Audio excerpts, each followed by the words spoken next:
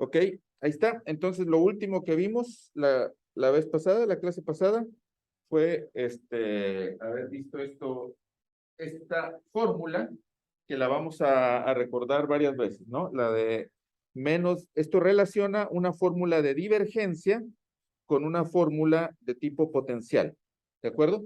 Entonces, con eso vamos a establecer una relación entre el operador Dirichlet-Neumann de la conductividad y un operador nuevo, que ahora vamos a definir, ¿de acuerdo?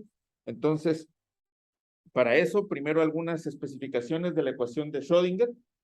La ecuación que, como ya expliqué la clase pasada, se denomina de Schrödinger. O yo suelo denominarla de Schrödinger estacionaria, para diferenciarla de aquella ecuación de Schrödinger que quizá a ustedes les suene, de Schrödinger en evolución, que incluya una I compleja, ¿no? Una derivada en tiempo multiplicada por una I. Entonces, bueno, sí está relacionada, pero no tiene nada que ver con esta ecuación específica. Ok, entonces Q en el infinito, F en H un medio, es una traza, es lógico. Entonces, primero la noción de solución. La definición es que con esos datos que acabo de decir, U es solución de 1, de la ecuación 1, si, solo si, lo evidente, la traza es F y se cumple la ecuación en la fórmula variacional respectiva. Esa es una definición, ¿de acuerdo? Es la definición lógica por todo lo que explicamos de la conductividad. Surge de multiplicar la ecuación 1 por B e integrar por partes, ¿verdad? Entonces, esa es la solución. Esa es la definición de solución. Primera observación importante, la Huelpo-Sednes. La Huelpo-Sednes de 1 no se tiene automáticamente para toda Q en el infinito. ¿Por qué? Bueno, simplemente, por ejemplo, o sea, está diciendo, por ejemplo, cuando Q es constante, igual a un valor propio de lambda. Es decir, para que menos Q sea un valor propio de menos lambda, ¿verdad? Porque en tal caso, o sea, ¿qué se cumple? O sea, que entonces, suponiendo ese caso simplemente en el que sea Q igual a una constante, un valor propio de lambda, entonces tendríamos que la ecuación menos lambda, despejando 1, menos lambda de U igual a menos Q por U, tendría infinitas soluciones, ¿verdad? O sea, con U igual a 0, con U igual a 0, esto en omega y esto en el borde, esto tendría infinitas soluciones. ¿Verdad? Por la definición de ser vector propio, ¿de acuerdo? Sería todo el espacio propio asociado, ¿sí? En tal caso, en el que sea constante valor propio. Y eso querría decir, si eso tiene infinitas soluciones con traza 0, pues entonces quiere decir que la ecuación 1 también tendría infinitas soluciones, porque si tengo una, le sumo una con traza 0 y también sería solución, ¿verdad? Entonces, 1 tendría infinitas soluciones. O sea, bueno, anote por ahí, de tener una, tendría infinito. Por lo tanto, no está bien puesto. Perfecto. De manera que esto me lleva a observar que a lo largo de esta sección del curso, siempre vamos a tomar como hipótesis el a priori que el Q es tal que esta ecuación está bien puesta. ¿De acuerdo? ¿Sí me escuchan por allá? Sí, se está grabando. Muy bien. Eso va a ser la hipótesis a priori. De una vez les aviso que, ¿por qué esto va a bastar? Porque después de que hagamos la relación entre el operador, entre la ecuación de la conductividad y la ecuación de Schrödinger, cuando Q venga de la conductividad con la fórmula que ya hemos visto en la página anterior, este va a ser un caso particular en el que la ecuación está bien puesta. ¿Sí? Y por lo tanto, ese es los casos para resolver el problema inverso de la conductividad que nos interesan caen en el caso de que Schrödinger está bien puesto y todo bien. Muy bien. Pero para las cuentas de quedándonos en Schrödinger, vamos a tomar esa hipótesis que acabo de señalar. Ok, ahora, el operador. De forma análoga a la conductividad, ahora vamos a dar sentido, tenemos que dar sentido a lo que está ahí escrito, que es el operador Dirichlet-Neumann de el espacio de la ecuación de Schrödinger. ¿Y cómo vamos a hacer eso? Bueno, recuerden, de la misma forma que hicimos antes, recuerden que intuitivamente lo que se tiene que cumplir es que el operador Dirichlet-Neumann mande, como su nombre lo dice, el dato Dirichlet, que es F, al dato Neumann, que es la derivada normal, ¿verdad? Cuando se tiene regularidad suficiente. ¿Sí? Pero como estamos en H1, que es el espacio natural de 1, como está escrito arriba, no se tiene regularidad suficiente y por lo tanto hay que definirlo. ¿Cómo lo definimos? Mediante, bueno, es la misma exactamente razonamiento que para la ecuación de la conductividad, mediante la fórmula variacional. Entonces, ¿cómo sería? Sería algo así como en el caso, esto funciona si U es regular, ¿verdad? Por lo menos en H2, en cuyo caso, igual que para la conductividad, tendríamos que 0, multiplicando por B arriba la ecuación de Schrödinger, multiplicándolo por B, me quedaría que 0 es igual a integro por partes, gradiente de U punto gradiente de B, más la derivada, bueno, aquí quedaría con menos, esto es en omega, menos lo que quede de integrar por la fórmula de la integración por partes, lo que quede en la frontera, que es, ya lo vieron toda, la derivada normal contra B, y más la integral en el dominio de QU por B. De manera que entonces aquí tengo una forma de definir la derivada normal que en particular se cumple para despejo esto, ¿verdad? Despejo esto, y nada más me queda simplemente, bueno, lo demás, integral en gradiente de U punto gradiente de B más Q de U por B. ¿De acuerdo? De manera que esa es su definición. Aquí está actuando la derivada normal en G. Entonces, por lo tanto, definimos operador Dirichlet-Neumann de F como, o sea, está actuando en las G como, eso, voy a repetir la última integral que está ahí, integral de U punto gradiente de U, gradiente de B, más U de UB, para G en H un medio de la frontera tal que G es la traza de B. ¿Sí? Esa es la definición. ¿De acuerdo? ¿Qué hay que probar, compañeros? Ustedes mismos me dirán. Análogo al caso anterior, ¿qué habría que probar? Cuando uno le dan una definición así, igualito que el caso de la conductividad, ¿qué habría que probar? Está bien definido. ¿Sí? Y para ver que está bien definido, en particular hay que probar, como estamos definiendo esto, a partir de una traza, ¿verdad? En particular hay que probar que no depende de la traza. ¿Sí? Y eso, bueno, ya lo hicimos para la conductividad. Aquí no hay nada nuevo, esto es completamente análogo, así que simplemente voy a anotar que vean los detalles. Lo voy a poner así, con asterisco como siempre, por demostrar que está bien definido. En particular, no depende de la traza. No depende de la traza. Ah, y está en los espacios adecuados, y es continuo y acotado en los espacios adecuados. ¿Sí? Sí, la ventaja de hacerlo de compartir sin el cable, como intenté hacerlo, que es como usualmente lo hago, es que no se ve cuando hago perdón, no los quiero marear, cuando hago el zoom. Ok, por demostrar que está bien definido y es acotado. Lineal y acotado, por supuesto, en los espacios adecuados. ¿Sí? Ok. Muy bien. Teniendo eso en cuenta, entonces tenemos el operador de Dirichlet-Neumann de la ecuación de Schrödinger bien definido y acotado, entonces hay que ver una relación. ¿De acuerdo? Recordemos, bueno, esto ya lo habíamos visto, esta es nuestra regla que relaciona la conductividad y el Q, ¿verdad? Si se tiene eso,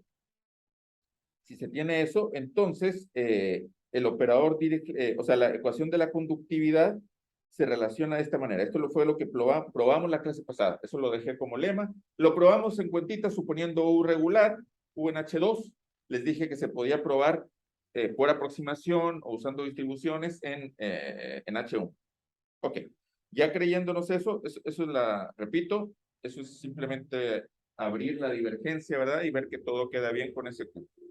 Muy bien. Lo importante es ver ahora en detalle cómo se relacionan las ecuaciones. Y va a ser, obviamente, mediante el cambio de variable de multiplicar por gamma a la menos un medio. En concreto, se da la relación entre 2 y 3 que está ahí escrito. Véanla y díganme si se entiende. Simplemente decir, ok, si tomo B igual a gamma a la menos un medio de U, que es el cambio de variable que vimos que funcionaba, entonces la ecuación, ahora lo estoy escribiendo como de ecuación de Schrödinger, se convierte en la ecuación de la divergencia de abajo, o viceversa, es lo mismo, ¿verdad? Multiplicar por una gamma, por una función estrictamente positiva, es un isomorfismo, ¿verdad? Porque puedo dividir, no se hace cero, nunca gamma, ni infinito. O sea, ni gamma a la menos un medio se hace infinito, por lo tanto, entonces todo está perfecto, y entonces, por supuesto que en la frontera, si B es gamma a la menos un medio de U y U vale F, entonces la frontera B es gamma a la menos un medio de F. ¿De acuerdo? Y ya, ¿verdad? ¿Qué más? Aquí debiera ser natural para que todos vean que está claro esto. Aquí está el papel, este está el papel de B, ¿verdad? Por eso me queda menos divergencia gamma de B. Correcto. Y este gamma a la menos un medio, como quien dice, se está cancelando, porque es como si lo estoy dividiendo de las ecuaciones que son igualadas a cero. ¿Está? Uno es igual a cero, sí, solo si la otra es igual a cero. Perfecto. Entonces, bueno, solo para darnos una idea de que 2 y 3 están bien escritos. Perfecto. Una vez que 3 está bien escrito, eso nos da una relación entre, vamos a encontrar las últimas 3 líneas de esta página, es una relación entre los operadores Dirichlet-Neumann. ¿Por qué? Porque fíjense, el operador Dirichlet-Neumann de la conductividad que toma el dato Dirichlet, que es ahora con gamma, y lo manda a el dato Neumann, que es, vamos a hacer los cálculos formales, es decir, suponiendo la regularidad, ¿de acuerdo? Y como siempre, por aproximación se va a tener, va a estar correcto en el espacio en el que están escritas estas ecuaciones. Ok, y esto se hace así. Repito, aquí me queda el dato del Neumann, de la ecuación de la conductividad, que como siempre es la conductividad por la derivada normal. Y por otra parte, el operador Dirichlet-Neumann del potencial manda el dato Neumann, el dato Dirichlet de la ecuación del potencial, que es este que estoy señalando, a la derivada normal, que es el dato Neumann de U, que es la solución del potencial. Entonces vamos a relacionar esos dos. ¿Cómo partimos por esta, que es la derivada normal de U? Voy a agrandar un poquito aquí. Es simplemente, teniendo en cuenta el cambio de variable que ahora quedó aquí escrito, es simplemente, obviamente, si B es gamma a la menos un medio por U, entonces U es gamma a la un medio por B. Lo sustituyo aquí, lo que acabo de escribir, es simplemente U, y realizo las integraciones, o sea, las derivaciones, perdón. Aquí derivo esto, me queda gamma a la un medio por cuando la derivada le cae a B, más un medio gamma a la menos un medio por B, derivada del producto. Y luego acomodo esto para que me aparezca lo que está arriba. Fíjense cómo está acomodado esto. Esto es gamma a la un medio, es lo mismo que gamma a la menos un medio por gamma. O sea, multiplico y divido simplemente para que me aparezca lo que ya sé que es el operador Dirichlet-Neumann de la conductividad, que es, compañeros, esto que quedó aquí, ¿verdad? Y está escrito abajo. Y sobre el segundo término, bueno, el segundo término se deja idéntico, solo que recordamos que B es gamma a la menos un medio por F. Entonces ese gamma a la menos un medio por F se va con y se convierte en gamma a la menos un medio. ¿De acuerdo? Entonces, aquí para señalar simplemente, gamma se sustituyó esta ecuación y me quedó esto, y aquí simplemente se escribió esto porque es igual a el gamma a la un medio que aparece acá. O sea, perdón, el gamma por la derivada normal multiplicado por gamma a la menos un medio. Perfecto, entonces esto es igual a lo de abajo, y esto queda tal cual escrito así. Y esa, compañeros, es la relación. Es la relación, porque, a ver, voy a repetir abajo en la última línea, lo que partimos que es gamma Q de F. Entonces, esto, lo que voy a subrayar ahora, es la relación entre los operadores Dirichlet-Neumann de la conductividad, que está aquí, y del potencial, que está ahí. Sí, lo voy a hacer pequeño, ahí está.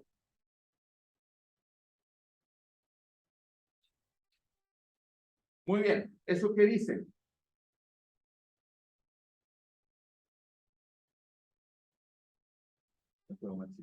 Bien. ¿Eso qué nos dice, compañeros? A ver, ¿cuál es la lógica? ¿Por qué hacemos esto? Porque vamos a estudiar la inyectividad de uno usando la inyectividad del otro. En concreto, vamos a usar la inyectividad la de la conductividad usando la inyectividad del potencial. Ahora bien, ¿qué términos ocupa esta fórmula? Esta fórmula, ¿cómo se pasa de uno a otro? De una ecuación de la conductividad, de un operador Dirichlet-Neumann al otro. No solo ocupa el operador mismo. Fíjense que esto está el operador ahí, pero está además multiplicado por gamma a la menos un medio, y hay otro término que incluye f, que f está bien, f es simplemente la variable del operador, f es el dato Dirichlet, así que está bien que lo ocupe, o sea que sí, que está involucrado. Sin embargo, también está involucrado de nuevo gamma a una potencia, a la menos 1, y su derivada normal. Entonces, en pocas palabras, en esta relación no solo están involucradas la función u operador, su variable, que es f, sino también los coeficientes dados por gamma y derivadas de gamma. Entonces aparecen gamma y derivadas de gamma, y bueno, en particular su derivada normal, obviamente en la frontera. ¿Sí? Con lo cual se pone un problema para probar la inyectividad de lambda gamma, conociendo la inyectividad de Q. En pocas palabras, así intuitivamente, si conociéramos esto, que es el operador Dirichlet-Neumann del potencial, conocemos esto, pero sí conocemos todos los demás términos que aparecen. El F lo conocemos porque es la variable, ya lo dijimos. Pero entonces como que además a priori habría que conocer el gamma. Ojo, recuerden que gamma es una función que para esta parte del curso, para este approach, se está tomando regular, ¿verdad? Pero más allá de que sea regular, el gamma es una función que dijimos C2, ¿verdad? Dijimos que al menos iba a ser C2 en toda la frontera, ¿de acuerdo? Y esta fórmula que relaciona los operadores de Dirichlet-Neumann usan el conocimiento de gamma en la frontera, solo en la frontera, a pesar de que gamma está definido en todo el dominio. Entonces, en pocas palabras, lo que me está diciendo esta fórmula es que para continuar adelante yo tengo que saber a priori gamma en la frontera. ¿Sí? Ok, en los siguientes dos proposiciones va a quedar claro esto. Bueno, primero esto es lo que ya probamos. Regresamos un poco a la foto completa de lo que estamos haciendo. Introdujimos la ecuación de Schrödinger, hemos probado la relación entre el potencial, que es lo que yo estaba, sobre la que estaba afirmando. Nos interesa probar que la unicidad de la ecuación de Dirichlet-Neumann del potencial implica la unicidad de la conductividad. Y luego probar, vamos, la hipótesis esto, que es la unicidad del problema inverso del potencial, que si los operadores coinciden, entonces Q1 es igual a Q2, ¿verdad?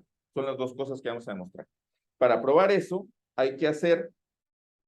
para probar el punto 1, hay que hacer lo que yo estaba intentando explicar de conocer a priori los elementos que aparecen en la fórmula que relacionan esos dos operadores. ¿De acuerdo? Y eso se hace con el primer teorema, que ahí no se alcanza a ver bien el título, pero dice determinación en la frontera. ¿Sí?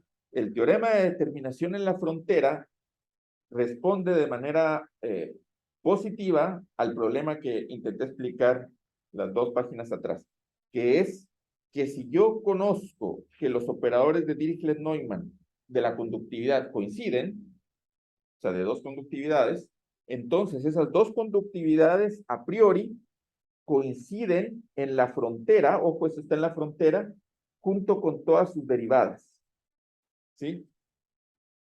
Eso no resuelve el problema inverso, solo me dice que las conductividades coinciden en la frontera. Lo resuelven una parte, es un gran paso técnicamente para el problema inverso, porque dicen que cuando usted resuelva el problema inverso, puede a priori suponer que las 2 conductividades coinciden en la frontera y por lo tanto, y también todas sus derivadas. ¿Está? Muy bien. Este teorema no lo vamos a demostrar, es bastante técnico. Lo pueden ver está en las referencias del material del curso. Es debido a Kohn y Vogelius. No me acuerdo del año, pero es por ahí de los 80s o principios de los 90s. Por ahí está el paper en las referencias y es bastante técnico, es completamente técnico. Ahora, es natural pensar que fue un primer paso, puesto que el operador Dirichlet-Neumann vive en la frontera, ¿no? Entonces, como que si uno tiene conocimiento de que 2 operadores de 2 conductividades coinciden, entonces como que es intuitivamente, es creíble que tengo un montón de información en la frontera. ¿Sí? Así que, bueno, es más o menos lógico pensar que el primer paso fue justamente probar que en la frontera sí se resuelve el problema inverso. O sea, vamos, las trazas. ¿Sí? ¿Los gamas tienen que ser de clase Z a la frontera?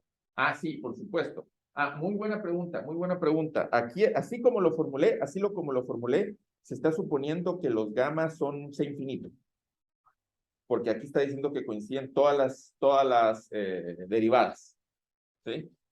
Se extiende, que es la versión, bueno, es la versión como más general, pero se extiende o sea, más bien es la versión para gamas más, con más hipótesis, pues se extiende para gamas con menos regularidad. Sí, muy buena pregunta.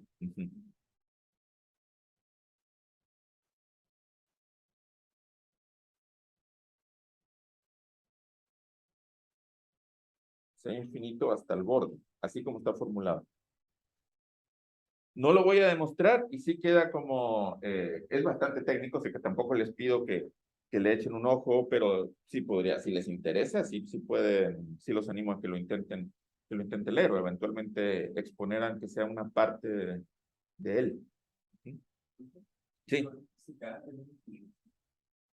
Sí, así, sí. Aquí también hice un abuso de notaciones para todo acá multiíndice, porque serían todas las derivadas, ¿no?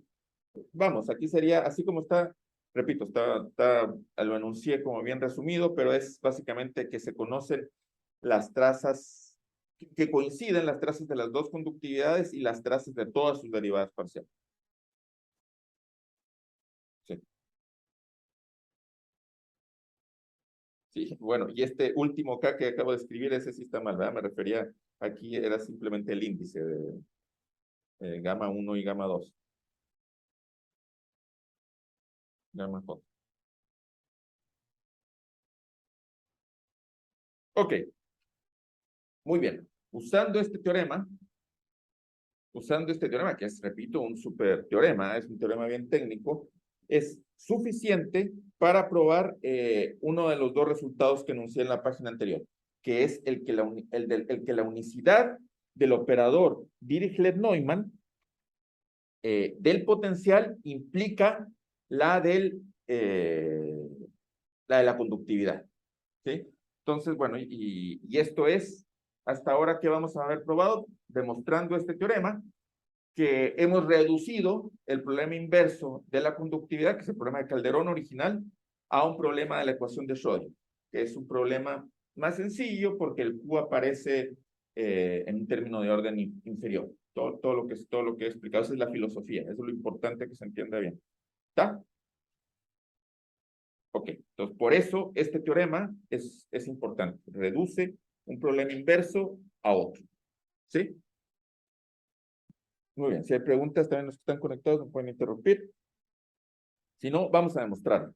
Vamos a demostrarlo con los ingredientes de la fórmula que encontramos y este superteorema de la determinación en la frontera. Así se refiere en la literatura, si lo quieren googlear, boundary determination es típico referencia a este y otros teoremas. Muy bien, ahí va. Entonces, sean dos conductividades tales que sus dos operadores Dirichlet-Neumann coinciden. Aquí tengo que hacer una aclaración, aunque espero que todos lo tengan claro. Dado que estoy en el universo de que podemos cambiar a la ecuación de la conductividad, en realidad estoy pidiendo más que sea el infinito, ¿verdad? Estoy pidiendo, ya lo dije, que a priori sean C2, ¿verdad? ¿Sí? Para hacer el cambio de variable. De hecho, la línea siguiente está. Tomándonos esos, voy a pasar a la siguiente. Se van a borrar las anotaciones que acabo de hacer, pero recuerden que C2, si yo tengo esa hipótesis, entonces, por el teorema de determinación en la frontera, directamente, las dos conductividades y sus derivadas normales coinciden, ¿verdad? Y eso no es, bueno, si se ha entendido lo que intenté explicar con la fórmula, eso embona directamente con la fórmula que habíamos encontrado porque ya aparecen estos dos términos. En concreto, son las dos líneas que están abajo. Sigamos. Ok, entonces sea el cambio de variable que siempre he usado en esta sección del curso, Q lo tomo como el laplaciano de la raíz partido por la raíz, que es la buena cambio de variable, ya lo recordamos, y entonces aplico la fórmula que probamos al principio de esta clase, ¿no? Que es esa fórmula, la ecuación de la conductividad relaciona, o sea, perdón, la del potencial se relaciona así con la de la conductividad, exactamente la fórmula que nos había salido. Muy bien, ahora, con miras a la situación de probar la unicidad, veamos. Esto es en la frontera. Todo esto, compañeros, es en la frontera, ¿verdad? Y como es en la frontera, entonces utilizo el teorema de determinación en la frontera y este gamma 1 es gamma 2. Este gamma 1 es gamma 2, por supuesto. Este f es el mismo f y la derivada normal de gamma 1 es la derivada normal de gamma 2. Y por supuesto, por hipótesis, yo quiero probar la inyectividad del problema de Calderón. Entonces, dado esto, aquí lo voy a escribir, se aplica aquí, ¿verdad? Y entonces eso se convierte en gamma 2, ¿verdad? Porque este es el mismo que gamma 2 a la menos 1/2 de f. Entonces, todo lo que está ahí es igual a toda la línea con gamma 1 sustituido por gamma 2. Lo voy a poner en la siguiente línea.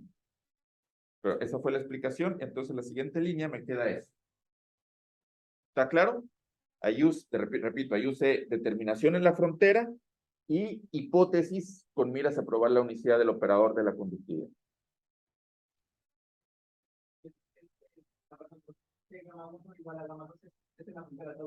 Es en la frontera, sí, es en la frontera. Y justo, eso, ojo, eso es muy importante. El operador Dirichlet-Neumann toma solo el dato en la frontera, como su nombre lo indica, solo el dato Dirichlet. No depende, no depende, bueno, sí, no depende, iba a decir, no depende de gamma al interior. Sí depende del interior, pero eso es lo que él hace, como su definición de operador. Al suponer que los operadores coinciden, ya están suponiendo que como sea que actúe el operador, manda el dato Dirichlet a la misma función. Y eso es lo que se está usando de aquí a acá, ¿verdad? Con la determinación en la frontera. Muy bien. Ok, ya estamos terminando, pero aquí voy a tomar. ¿Qué horas son? ¿Perdón? Sí.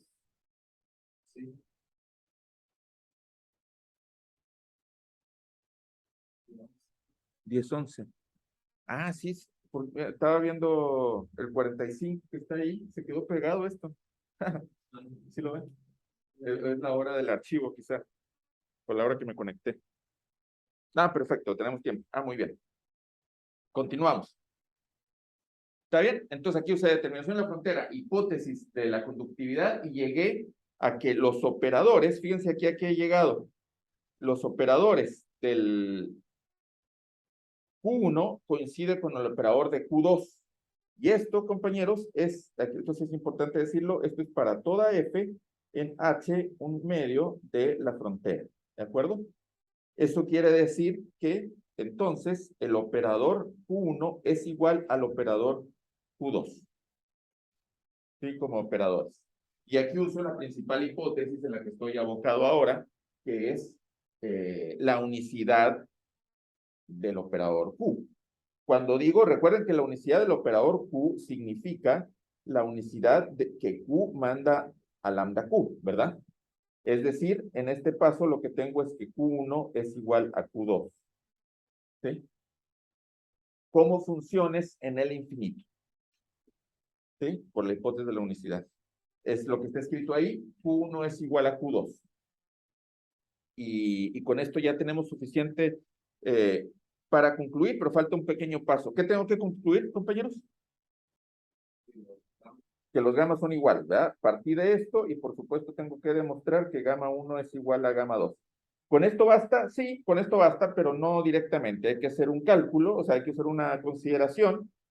¿Ustedes creen que se tiene?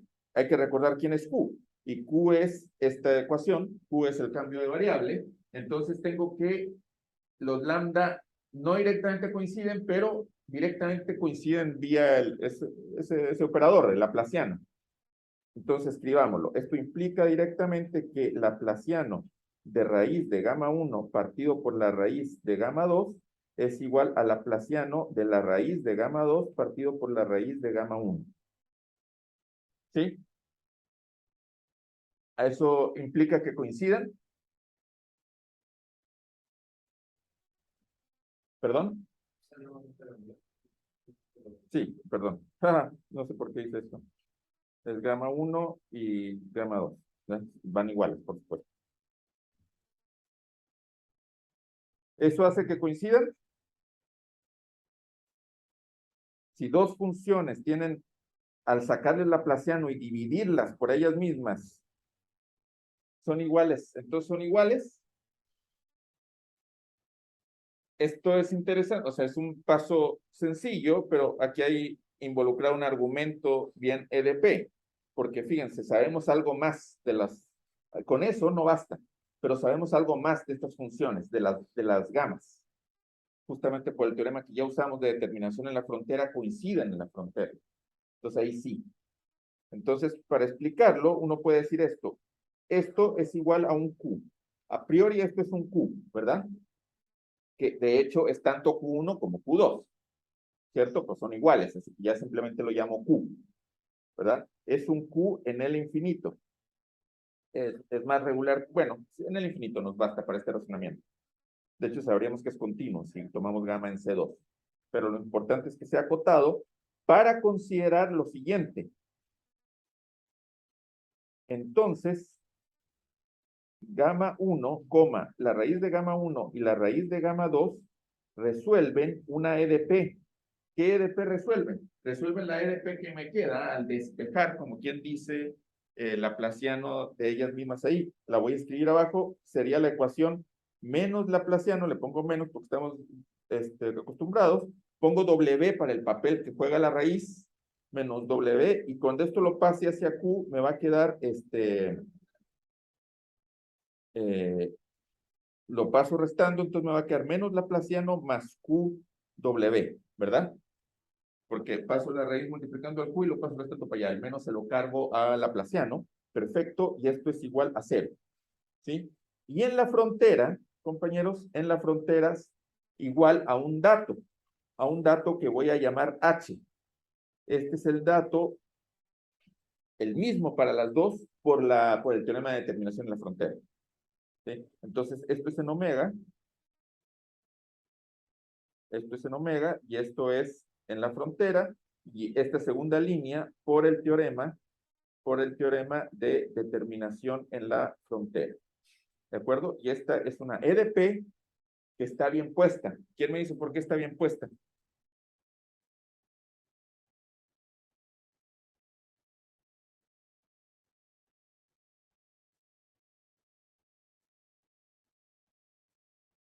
por la Huelpo-Sednes de la ecuación, aquí lo voy a poner, bueno, tengo número, aquí lo voy a poner simplemente 1, porque el Q viene sí, ya habíamos dicho que no para todas las Qs una ecuación como esta está bien puesta, pero esta Q viene de un cambio de variable de una ecuación de la conductividad que sí está bien puesta. ¿De acuerdo? Entonces, es útil ese argumento, pero es simplemente eso, que el Q viene de un cambio de variable, de una ecuación que sí está bien puesta, entonces 1 está bien definida o bien puesta, como decimos, digamos, por definición de la Q particular, y esto implica que como dos funciones resuelven una misma EDP para el mismo valor de la frontera que es H y para el mismo Q, por supuesto, entonces gamma raíz de gamma 1 es igual a raíz de gamma 2. Y obviamente eso implica que gamma 1 es igual a gamma 2, que es lo que queríamos demostrar, ¿no? Sí, perfecto. Muy bien. ¿Preguntas hasta aquí? Entonces, aquí hay unos super resultados. O sea, bueno, lo que hemos demostrado es la operatoria que nos lleva uno al otro, pero, bueno, vía el uso de ese teorema super técnico que ya dije. Y esto, compañeros,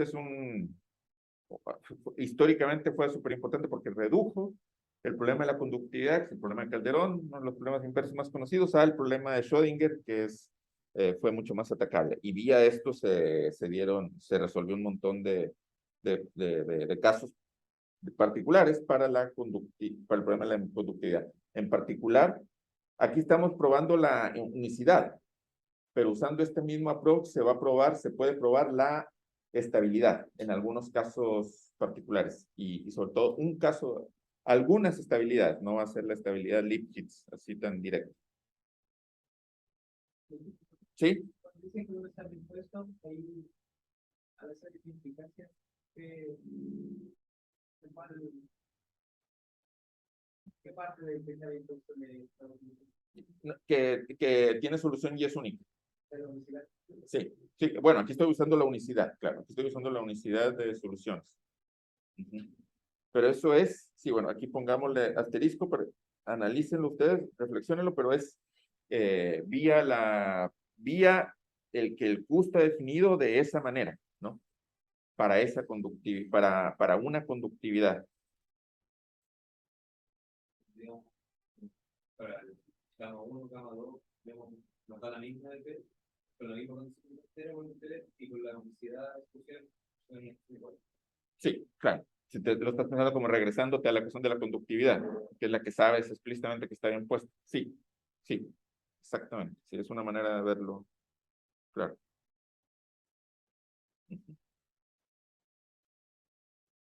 Sí, que es lo que nos da este cambio de variable. Siempre estoy hablando de este cambio de variable, ¿verdad? Sí, muy bien. Bueno, buenos comentarios. Ok, entonces con esto que tenemos, compañeros, problema inverso, tenemos que resolver, como hemos reducido un problema inverso a otro, entonces lo que queremos ver es, ahora sí, efectivamente, ver que probar la unicidad del problema inverso del potencial. ¿Sí? Aquí lo estamos suponiendo, nada más, ahora hay que probarlo.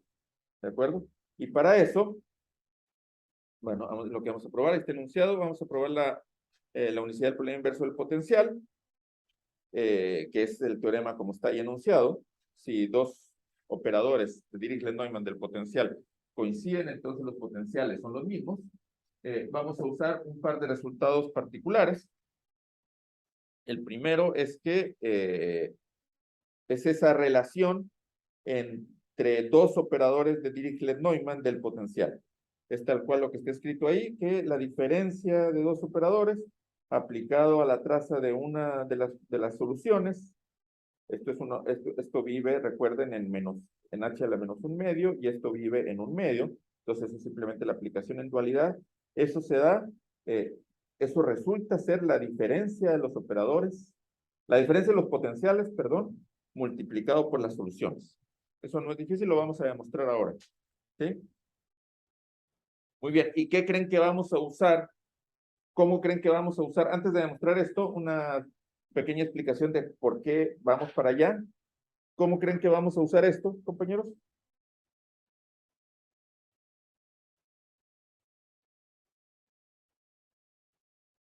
Queremos probar que Q1 es igual a Q2.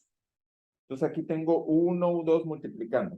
Y 1 y U2 son cualesquiera soluciones que resuelven la ecuación de arriba. Con cualquier traza, porque la F está cambiando, ¿verdad? Para toda F. Entonces lo que vamos a hacer aquí es usar soluciones de la óptica geométrica. Las mismas soluciones que usamos para la unicidad de la linealización, que es la idea original de Calderón. Pues aquí se reduce a un problema inverso más sencillo y se usa la misma idea que se usó para el problema linealizado, pero ahora para el potencial, gracias a que se tiene esta fórmula de representación.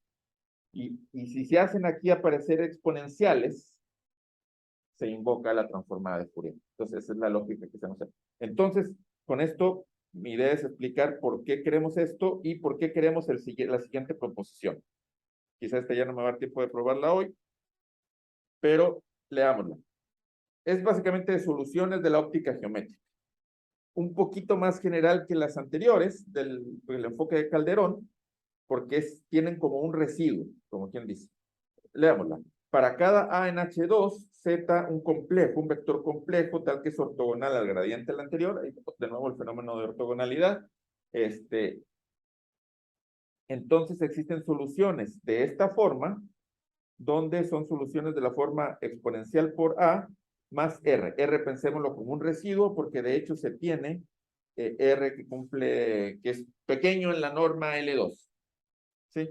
Con esto lo que vamos a hacer es estas U lo vamos a poner allá, va a sobrevivir esto, porque vamos a hacer tender Z a infinito, con lo cual esto se va a morir, y ahí va a aparecer la transformada de Fourier de Q1 menos Q2. Grosso modo es lo que va a aparecer. ¿Se entiende más o menos la lógica? Y, por supuesto, la lógica de esto es que si estamos resolviendo la unicidad, esto es igual a 0, porque los operadores coinciden, ¿verdad? Entonces, por hipótesis de la unicidad. Ok, entonces eso es explicado por qué son estos dos pasos, pero ahora sí vamos a demostrar. Proposición, voy a poner aquí número, proposición 1 y proposición 2. La proposición 1 es representación y la proposición 2 es existencia de soluciones de la óptica geométrica. Y luego la conclusión del teorema. ¿Sí? Así, ok, entonces con todo este cuento que acabo de decir, me adelanté un poco, pero es para contarles por qué requerimos esta proposición 1 y 2. ¿Preguntas? ¿Comentarios? Si no, vamos a demostrarla cada uno. Ok, entonces, para la proposición 1, necesitamos un lema, que el operador es autoadjunto. Si les dicen que el operador es autoadjunto, ¿qué piensan? ¿El operador tiene sentido? Si yo me pregunto, ¿el operador es autoadjunto? ¿Tiene sentido? ¿Para qué tipo de operadores se usa el concepto autoadjunto? Voy a poner aquí, voy a ir escribiendo la observación que quiero decir. Mientras díganme, ¿para qué tipo de operadores se escribe que el operador es autoadjunto? Sí. En la anterior proposición ya no vamos a usar que ambos eran 0. O sea, los dos eran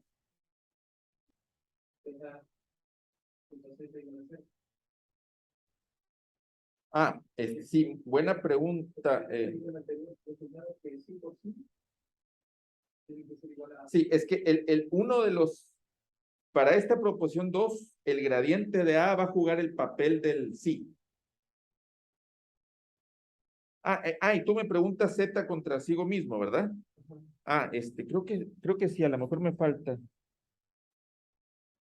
Lo vamos a ver, no quiero adelantarme para ver la proposición precisa, quizá aquí se me faltó ese punto, pero sí, me parece que sí tienes razón.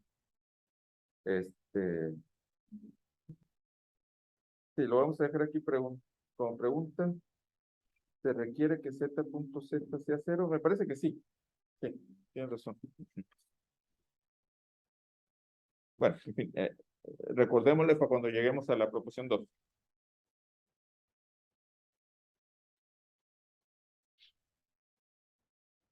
Sí. Ok, muy bien. ¿Más comentarios? ¿No? Continuamos entonces. Estaba, primer lema, vamos a probar la proposición 1 antes de la que estábamos comentando ahora. Proposición 1, hay que ver la representación integral, que ahora no está escrita aquí, pero ahora la recuerdo. Antes de eso, un lema, hay que ver qué es autoadjunto. Pregunta para todos los que están conectados y ustedes, ¿para qué operadores se usa el término autoadjunto? ¿Qué significa autoadjunto? Así en general, que un operador es el mismo que su adjunto, ¿verdad? Que es la generalización de la matriz transpuesta en Rn, ¿de acuerdo? Y eso se usa, el contexto natural de ese término es de operadores en espacios de Hilbert, ¿sí? De operador de Hilbert en sí mismo.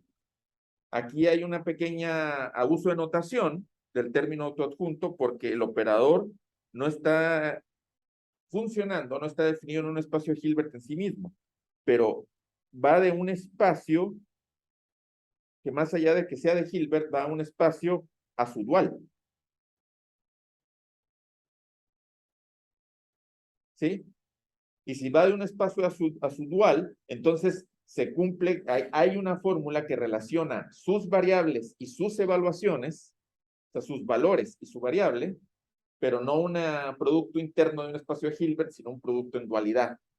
¿De acuerdo? Entonces, el que sea autoadjunto significa que teniendo en cuenta dónde vive el operador, que es lo que escribí en la línea arriba, lo que quiere decir es, bueno, esto sería más o menos obvio, es lo análogo a lo que pasa en el producto interno de un espacio de Hilbert, que es cuando el operador se aplica a un F, me queda un H a la menos un medio. Eso se evalúa en un G.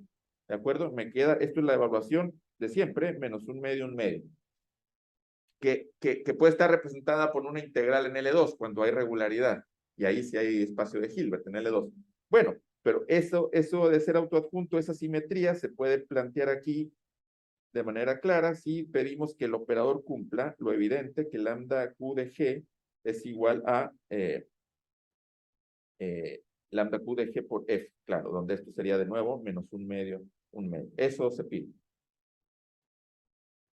Eso es que sea autoadjunto. Muy bien. Y la demostración es más o menos directa. Veámosla. ¿Cómo hacemos la demostración?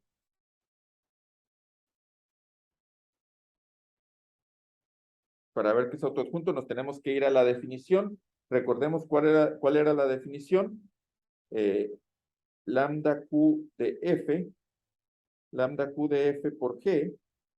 Ya no le voy a poner los subíndices, pero es lo que está escrito ahí. Lambda Q de F por G no es más que la integral de gradiente de U punto gradiente de B más Q de UB, donde, ¿cómo era esto, compañeros? Donde menos laplaciano de U, ¿sí? Claro, B en la frontera es igual a G, lo escribo por acá si quieren, B en la frontera es G, y el U satisface la ecuación, ¿verdad? Se tiene eso, ¿sí? Esto es en el dominio y esto es en la frontera, ¿de acuerdo? Entonces, claramente, si tomo si esto es para cualquier B que satisface que tiene traza G, si en particular, este razonamiento ya lo hemos hecho para la conductividad, si en particular tengo el B solución de la misma ecuación, pero con su traza respectiva, G, entonces el operador Dirichlet-Neumann de G aplicado a F es igual a gradiente de U punto gradiente de B más UV. Y esto obviamente coincide con esta ecuación, ¿verdad? Estos dos que estoy señalando coinciden, ya se tiene exactamente lo que había anunciado, ¿no? Se tiene la definición, digamos, 1, entonces se cumple 1, que es la definición de ser autoadjunto. ¿Sí? Esto es directo, pero fíjense que están usando implícitamente, bueno, explícitamente más bien, que cuando se define el operador Dirichlet-Neumann no depende de la traza particular de G, ¿verdad? O sea, no depende de la función de la extensión. ¿Sí? porque en particular pude tomar cualquiera, tomo la que resuelve la ecuación. Y se acabó. Y por lo tanto el operador es autoadjunto. ¿Está? Ya hemos demostrado la relación 1. Con eso en mente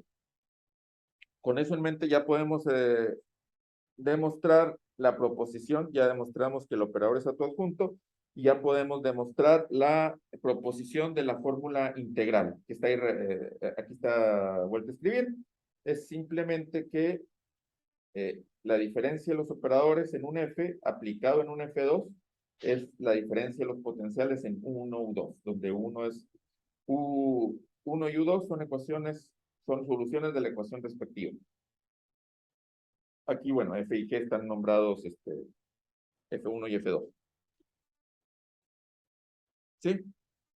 Y bueno, esto es más o menos directo, porque ¿qué hacemos? Veamos aquí lo que está escrito. Parto con la diferencia de los operadores, que es lo que quiero probar. ¿De acuerdo? Que es lo que está arriba. Al aplicar esto en F1 con F2, entonces por linealidad, bueno, los despego, y esto me queda estas dos cosas, ¿verdad? Aquí ven que esto está al revés, está cruzado. Entonces, ¿qué se hace? El hecho que sea autoadjunto. ¿Sí? Autoadjunto entre comillas, por lo que ya expliqué, ¿verdad? No estamos en un espacio de Hilbert. Entonces esto me queda lambda Q1 en F1, F2, esto lo estoy copiando aquí simplemente, pero entonces aquí usamos que es, para esto hemos usado que, de aquí para acá, hemos usado que lambda Q2 en particular es autoadjunto, entre comillas. Vamos, el lema anterior, y usamos que se puede pasar, bueno, se intercambian F1 y F2. ¿Sí? Ya habiendo probado eso, entonces ahora sí, ¿quiénes esos dos operadores? Esto es lambda 1, gradiente lambda 1, lambda 2, más 1, 1, 2, esto es este, y el otro, pues simplemente es esto, ¿verdad? Lo respectivo que es gradiente de las soluciones, módulo producto punto, más ahora Q2, la diferencia obviamente es que aquí hay Q2 y aquí hay Q1. Los gradientes se cancelan, ¿verdad? En toda esa diferencia, porque es lo mismo, y solo la diferencia está en que en uno hay Q1 y en Q2, y al hacer la diferencia obviamente esto me queda Q1 menos Q2, Q1, Q2, y así termina la demostración. ¿Sí? Entonces la fórmula integral de la diferencia de dos operadores. ¿Sí? Muy bien. ¿Preguntas? Y con eso, bueno, ya tengo todo el primer paso de probar la unicidad de este problema inverso, del potencial. La idea es la que ya expliqué, vamos a usar esta representación y vamos a usar soluciones particulares. Entonces, esto es vamos a enunciar la proposición siguiente, que de hecho ahí vamos a poner ojo a lo que nos preguntaba Brian. Y claro, tenía razón, de hecho aquí tengo un error de notación, ahora mismo lo corrijo. Leamos la proposición. La proposición es que para todo A en H2 y un chi, en la proposición anterior lo llamé Z, porque esa es una proposición que luego me puse a borrar la Z porque aquí Z va a ser un vector real. Entonces, también borré, parece, la hipótesis que justamente Brian preguntaba, y la respuesta a lo que él preguntaba es sí se pide. Para todo, o sea, para A en H2 y chi en Cn, tales que su producto punto con ella misma, ya habíamos hecho esa observación, ¿no? Es 0, y que también es ortogonal con el gradiente de A, entonces existen soluciones de la forma exponencial de, aquí no es Z, por supuesto, es chi, donde chi es el chi de arriba, ¿no? Punto X, variable real, por supuesto, pero con valores complejos, que multiplica a de X más R lo tenemos con un residuo, y que la norma L2 se comporta de esa manera, ecuación 6. ¿Está? Entonces ahí está. Sí, por supuesto se pide el mismo ingrediente que vimos para el enfoque original de Calderón. Perfecto. Y con eso, bueno, no me va a dar tiempo de demostrarlo todo, pero sí podemos ver vamos a ver la lógica de la demostración antes de ese. teorema, unicidad del operador Dirichlet-Neumann, unicidad del operador Dirichlet-Neumann del potencial. Obviamente, ¿qué es lo que hay que probar? Hay que probar que si los dos operadores coinciden, entonces los potenciales coinciden. ¿Sí? Usando todas las proposiciones que hemos demostrado, ¿qué tenemos? Por la proposición 1, para cualquier solución se cumple esta representación. Es lo que acabamos de probar. 7. Si estos dos coinciden, entonces esto es 0, ¿verdad? Por hipótesis, porque estamos con miras a probar la inyectividad. Muy bien. Creyéndonos la proposición, por supuesto, creyéndonos la proposición, entonces me voy a tomar soluciones particulares para usarlas en 7. ¿Qué soluciones particulares? Vamos a tomar 3 vectores ortogonales, fíjense. Esto nos da tiempo de ver esto. Tomamos 3 vectores ortogonales. Observación, desde aquí ya tengo n mayor o igual que 3, ¿verdad? Es una restricción esto es súper importante, es una restricción a la dimensión en la cual todo este método funciona, ¿verdad? Y de hecho, bueno, aquí surge la pregunta, no sé si lo he comentado, creo que no. La pregunta natural que podrían estar pensando ustedes es, ¿qué pasa en R2? ¿Sí? El problema inverso de Calderón se conoce en R2. Bueno, lo voy a comentar en las siguientes clases, pero sí se conoce, pero por métodos completamente distintos, pero muy interesante. Muy bien, seguimos. Tomo 3 vectores en Rn ortogonales. Defino chi, haciendo una analogía, es de manera completamente análoga a lo que hicimos en el problema inverso del problema linealizado. Defino chi como omega 1 más i omega 2. ¿De acuerdo? Ok, entonces aquí ya tengo que poner como observación si este chi funciona bien en la proposición anterior. ¿Este chi cumple lo que quiero, compañeros? Bueno, todavía no sé quién es A, pero cumple que chi, justamente lo que preguntaba Brian, chi es 0. Falta un detalle, pero lo puedo hacer. ¿Qué falta? Si hago chi quedan todos los productos, que es lo que ya desarrollamos, la primera vez que vimos este argumento hace una o dos clases, y es simplemente, se debe de pedir que W1 y W2 son ortogonales, por hipótesis lo estoy diciendo, pero tienen que tener el mismo ángulo, ¿verdad? El mismo módulo. Entonces, en pocas palabras, si omega 1 es igual a omega 2, eso implica que chi es igual a 0, ¿verdad? Porque son ortogonales y tienen el mismo módulo. Entonces, bueno, ahí no está escrito, pero desde ya podemos pedir que pensar que tienen el mismo módulo. Perfecto. Con esa definición, y ese es un parámetro. Ese es un parámetro que por ahora vamos a pensar que ese es un parámetro real positivo, ¿no? Perfecto. Con esa chi, uso la proposición 2. O sea, esta es la proposición 2, ¿verdad? La segunda proposición de esta parte, que me dice que si chi cumple que chi.chi es 0 y chi.gradiente de A es 0, entonces tengo soluciones. ¿Quién es el A que se está usando aquí? Aquí, ahí está escrito, ahí se ve en la imagen abajo. ¿Quién es el A? ¿Quién me dice?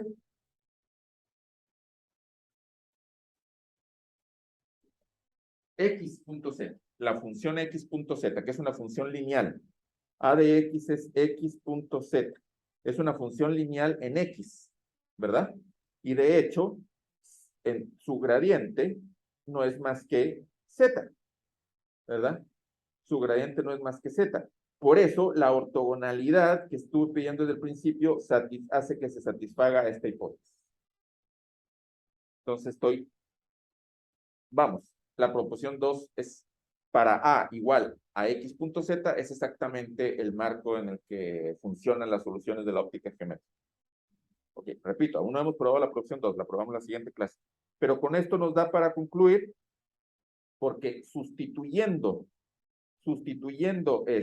las soluciones U1, que es todo esto, y U2, que es todo esto, en realidad estoy usando fíjense, estoy usando la proposición 2 veces. Primero con A igual a XZ, y acá la estoy usando con A igual a 1, que es aún más fácil, ¿verdad? Y con menos chi. con menos psi. ¿De acuerdo? Se sustituye en 7 la U1, U2 y se toma S tendiendo a infinito. Entonces, bueno, si quieren el detalle de esto, lo hacemos la siguiente clase. Hay que ver que, bueno, sí podemos empezarlo a hacer. Fíjense que U1, U2 es igual, bueno, queda todo eso, ¿verdad? Queda todo eso.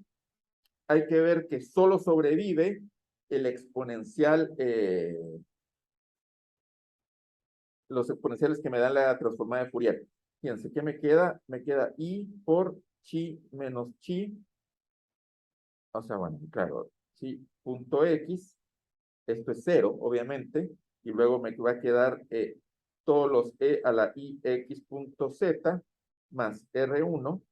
Se multiplica, esto es E a la 0, que es 1, obviamente. Y acá me queda E a la nada. Me queda 1 más R2. Me queda esto, ¿verdad? Y esto, compañeros, son 4 términos. Esos son 4 términos y hay que ver que se van a, que gracias a la cota que no hemos usado, que está ahí, todo lo que involucre R1 y R2 se viera 0, entonces hay que probar que esto se va, grosso modo, a E a la IX punto Z. ¿Sí? Cuando S lo tomo arbitrariamente grande. ¿Por qué? Pues porque puedo. Eso fue un parámetro para el cual funciona la proposición 2. ¿Sí? Habiendo probado eso, si quieren vemos el detalle de esto en la clase siguiente, pero habiendo probado eso, entonces tenemos de 7 que la transformada de Fourier de Q1 menos Q2, o para ser precisos, de su extensión, ¿no? Vamos a ponerle ahí, o sea, este gorrito, que es la extensión de Q1 menos Q2, ahí le puse X.Z, estamos integrando en X, entonces sería algo así como la transformada de Fourier en menos Z, ¿verdad? Le pude haber puesto E a la menos IXZ, pero da lo mismo, si es en un término se cumple en el anterior, esto es igual a 0, y de ahí se concluye que Q1 es igual a Q2. ¿Sí? Módulo, probar ese límite que se prueba usando esta cota que tengo como hipótesis. Y ahora sí ya se me fue el tiempo. Aquí termino. ¿Preguntas? ¿Comentarios? Es bien interesante esto porque reduce un problema inverso más sencillo, usa argumentos originales de la linealización. ¿Sí? Muy bien. Aquí vamos a terminar, pero si hay preguntas, por favor.